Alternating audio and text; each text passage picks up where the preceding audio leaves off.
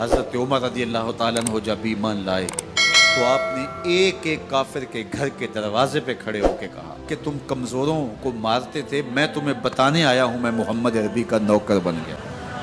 بلکہ آپ نے اعلان کیا جس نے اپنی بیوی کو بیوہ اور بچوں کو یتیم کروانا ہو اور اپنے ماں باپ کی کمر کو جھکانا ہو وہ عمر کے مقابلے میں آئے۔ اللہ اکبر۔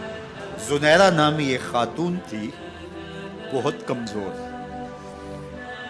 راوی کہتا ہے کہ اس کی ہڈیوں میں گودا نہیں تھا، عشق رسول تھا، اور اس کا ظالم آقا اس کو مارتا ہے، اور جب مار مار کے تھک جاتا ہے ادھر سے عمر آ رہے ہیں، یہ اسلام لانے کے پہلے کی کہانی ہے، ادھر سے عمر آ رہے ہیں تو اس نے کہا عمر تم جوان آدمی ہو تو یہ چھوڑتی نہیں ہے اپنے نبی کا نام، ذرا تم آؤ۔ عمر کوڑا پکڑ لیتے ہیں، اسے مارتے مارتے مارتے تھک جاتے ہیں تو پانی پینے لگتے ہیں، تو کہتے ہیں مجھے تیرے پہ ترس نہیں آیا لیکن میں ذرا پانی پینے لگا ہوں، اور پھر گلے کے اندر ڈال کر کے کوڑا اور اس کی رسی کو بل دیتے ہیں اور اس کی آنکھیں باہر نکل آتی ہیں اور کہتے ہیں بلا اپنے نبی کو جو تیری آنکھوں کی بینائی واپس کرے۔ اللہ اکبر۔ تو اس نے آسمان کی طرف منہ کر کے کہا مالک میں کبھی بھی آنکھوں کی بینائی نہ مانگتی لیکن اب تیرے نبی کی عزت کا سوال ہے۔ آنکھوں کی بینائی واپس ہو جاتی ہے۔ زنیرہ کو بڑا مارا۔ آج عمر گلیوں میں آنکھوں میں آنسو ہیں اور عجیب دل بے تاب ہے اور کہتے ہیں آؤ بھئی میں حضور کا غلام بن گیا ہوں، تمہیں بتانے آیا ہوں۔ زنیرہ نے موڑ کاٹا تو آگے عمر یہ آواز دے رہے تھے۔ زنیرہ ایک کونے پہ کھڑے ہو کے رو کے کہتی ہے عمر تم تو بڑے اس دن جوش و غضب میں تھے اور تم مارتے ہوئے تھکتے نہیں تھے۔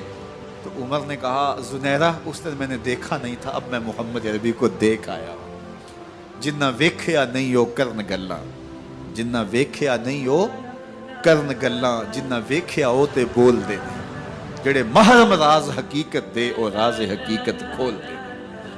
تو حضرت عمر رضی اللہ تعالیٰ عنہ ایمان لائے۔ حضرت عبداللہ ابن مسعود رضی اللہ تعالیٰ عنہ فرماتے ہیں کہ حضرت عمر کا ایمان لانا مسلمانوں کے لیے عزت کا سبب تھا، ان کا ہجرت کرنا مسلمانوں کی نصرت تھی اور ان کی خلافت مسلمانوں کے لیے رحمت تھی۔ حضرت عمر رضی اللہ تعالیٰ عنہ وہ ہیں کہ میرے حضور نے فرمایا لوگوں جب نیک لوگوں کا ذکر کرو تو میرے عمر کا تذکرہ ضرور کیا کرو۔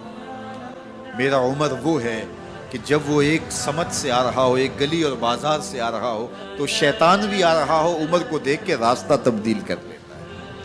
حضرت عمر رضی اللہ تعالی عنہ کی طبیعت کے اندر جو جاہ و جلال تھا، طبیعت کے اندر جو سختی تھی وہ اسلام کے اندر آ کر بھی قائم ہے، اور آپ نے وہی سختی وہی جاہ و جلال جو پہلے مسلمانوں کے خلاف تھا اب کفار کے خلاف منافقین کے خلاف حضرت عمر کی طبیعت کے اندر وہ جوش و خروش بدستور موجود ہے۔ لیکن جس دن آپ خلیفہ بنے اس دن آپ نے ممبر پہ چڑھ کے جو خطبہ دیا اس میں کہا لوگوں میں سخت اس لیے تھا کہ رسول اللہ نرم تھے، پھر میں سخت اس لیے تھا کہ حضرت ابو بکر صدیق نرم تھے، اب میں تخت خلافت پہ بیٹھا ہوں، اب میری سختی جو ہے وہ نرمی میں تبدیل ہو گئی، صرف فاسقوں فاجروں اور باغیوں کے لیے میں سخت ہوں، باقی تمہارے لیے نرم ہوں۔ سب سے کم جو تنخواہ بیت المال سے اگر کسی وجود نے لی ہے تو وہ حضرت عمر رضی اللہ تعالیٰ عنہ نے صرف 2 جوڑے لیتے تھے سال میں، اور راوی کہتا ہے کہ میں نے دیکھا ہے کہ اس میں بھی 17 پیوند لگے ہوتے تھے۔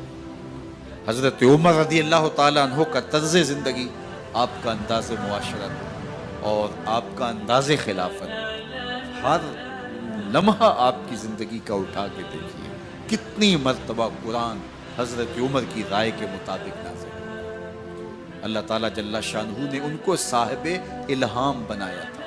ہر امت میں کوئی صاحب الہام ہوتا ہے، حضور کی امت کا صاحب الہام حضرت عمر رضی اللہ تعالیٰ، اور آقا کریم نے انہیں اپنا وزیر قرار دیا۔ فرمایا میرے 2 وزیر آسمانوں میں ہیں، 2 وزیر زمینوں میں ہیں، آسمانوں کے وزیر جبرائیل اور میکائیل ہیں اور زمین کے وزیر ابو بکر اور عمر رضی اللہ تعالی عنہما۔ ایک دن حضرت عمر بیٹھ کے رو رہے تھے تو کسی نے کہا حضرت رو کیوں رہے ہیں؟ فرمایا کہ میں اس لیے رو رہا ہوں کہ فلاں پل سے بکریاں گزری ہیں، تو پل کے اندر شکستگی تھی، ٹوٹا ہوا تھا پل درمیان میں، اس میں ایک بکری کی ٹانگ ٹوٹ گئی ہے۔ تو میں ڈرتا ہوں کہ میرا رب یہ نہ پوچھے کہ عمر تو نے پل صحیح تعمیر نہیں کروائے تھے کہ ایک بکری کی ٹانگ کیوں ٹوٹی ہے۔ یہ ہیں حضرت عمر رضی اللہ تعالی عنہ۔ اللہ اکبر۔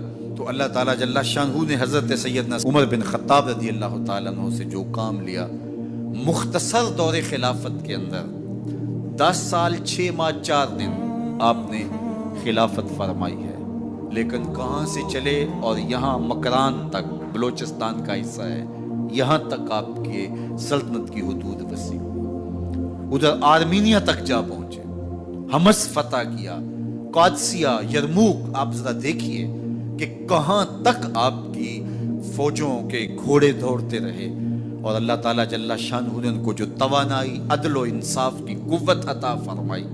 اللہ اکبر۔ جب زمین پہ عدل کیا ہو تو زمین بھی حکم مانتی ہے، اور حضرت عمر وہ تھے جن کا حکم ہوائیں بھی مانتی تھی، زمین بھی مانتی تھی، جن کا حکم جو ہے وہ آگ بھی تسلیم کرتی تھی اور دریا بھی ان کا حکم مانا کرتے تھے۔ مصر کے اندر یہ رسمیں بد جاری تھی کہ سال کے بعد ایک دوشیزہ کو زیورات پہنا کے اچھے لباس میں ملبوس کر کے دریا کی بھیڑ چڑھایا جاتا، اس کی قربانی دی جاتی، اس کا خون بہتا تو دریا چلتا۔ جب مسلمانوں نے مصر فتح کیا تو گورنر نے لکھا کہ اسلام تو اس طرح کی رسوم کی اجازت نہیں دیتا، لیکن خشک سالی ہے، لوگوں کی فصلیں ویران پڑی ہے، تو حضرت کیا کیا جائے؟ تو حضرت عمر رضی اللہ تعالیٰ عنہ کاغذ کے ٹکڑے پہ لکھتے ہیں، بسم اللہ الرحمن الرحیم، مصر کے نیل کی جانب عمر کا خط لکھتے ہیں، اے نیل اگر تو اللہ کے حکم سے چلا کرتا ہے تو چل، ورنہ ہمیں تیرے چلنے کی کوئی حاجت نہیں ہے۔ اور قاصد کو کہا یہ خط لے جاؤ اور جا کے دریائے نیل میں پھینک دو۔ قاصد جا کے خط دریائے نیل میں پھینک دیتا ہے، پانی آتا ہے، ایسا دریائے نیل چلا، 14 صدیاں ہوئی ہیں آج تک کبھی بند ہی نہیں ہوا۔ دریا حکم مانتے، آگ نکلتی ہے۔ لوگ حضرت عمر رضی اللہ تعالی عنہ کے پاس آئے، حضرت لاوا پھوٹا ہے، آگ نکل رہی ہے اور مدینے کی طرف بڑھ رہی ہے، اب کیا کیا جائے؟ فائر بریگیڈ تو زمانے میں تھی نہیں۔ عمر نے اپنی قمیض اتاری، جس قمیض پہ 17 پیوند لگے ہوئے تھے چمڑے کے، کہا یہ قمیض لے جاؤ، جدھر آگ بڑھ رہی ہے آگے ڈھالنا، آگ پیچھے بھاگ جائے گی۔ زلزلہ آتا ہے تو زمین پہ دہرا مارتے ہیں، زمین رک جا، کیا عمر نے تیری چھاتی پہ عدل نہیں کیا ہے؟ تو یہ عمر ہیں رضی اللہ تعالی عنہ کہ جن کے انصاف کی وجہ سے، جن کے عدل کی وجہ سے اللہ تعالیٰ کی رحمات، اس کی برکات کا نزول ہوتا تھا، اور اللہ تعالیٰ نے مسلمانوں کو وہ آبرو مند حکومت دی۔ کائنات کی تاریخ کے اندر ایسی حکومت آپ نے نہیں دیکھی ہوگی جو حضرت عمر نے حکومت کی ہے۔ اللہ اکبر۔ فرمایا فرات کے کنارے پہ ایک کتا بھی پیاسا مر گیا تو اس کا حساب بھی عمر سے ہوگا۔ باہر سے سفیر آتا ہے اور آ کے پوچھتا ہے کہ میں امیر المومنین کے، مسلمانوں کے حکمران کے محل میں جانا ہے، تو وہ مسکرا کے کہتے ہیں ہمارے امیر کا تو کوئی محل نہیں ہے۔ کہا کہاں ہے تمہارا امیر؟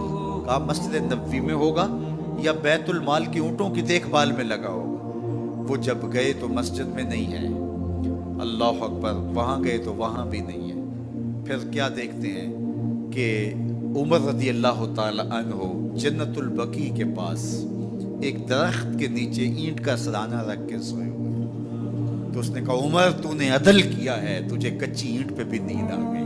ہمارے حکمرانوں نے انصاف نہیں کیا اور وہ بند اور محفوظ کمروں کے اندر بھی سکون اور چین کی نہیں سو سکتے۔ حضرت سیدنا عمر رضی اللہ تعالیٰ عنہ نے اس طرح ان امور سلطنت نبھائے۔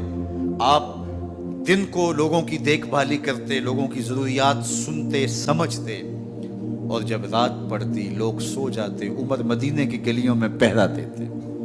کائنات نے کوئی ایسا بھی حکمران دیکھا ہوگا؟